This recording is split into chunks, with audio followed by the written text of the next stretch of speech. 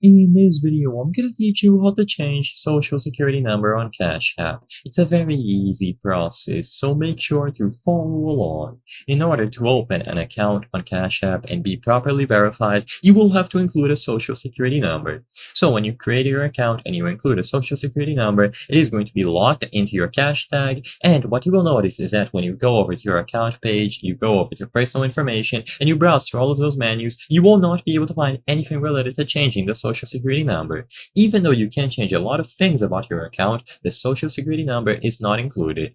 So, sadly, the answer to the question in the title of this video is that as of today, you cannot directly change the social security number. However, there are some steps that you can take.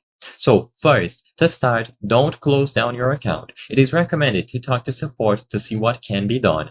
Only the official Cash App customer service or support will be able to assist you. So what you should do is go over to your banking or account page, go all the way down and find the option to contact Cash App. When you choose contact us, you will be able to talk to one of their representatives and they will be able to assist you in this matter. So all that you have to do is describe your issue and say that you included a wrong social security number or that you would like to change it because it is not your own.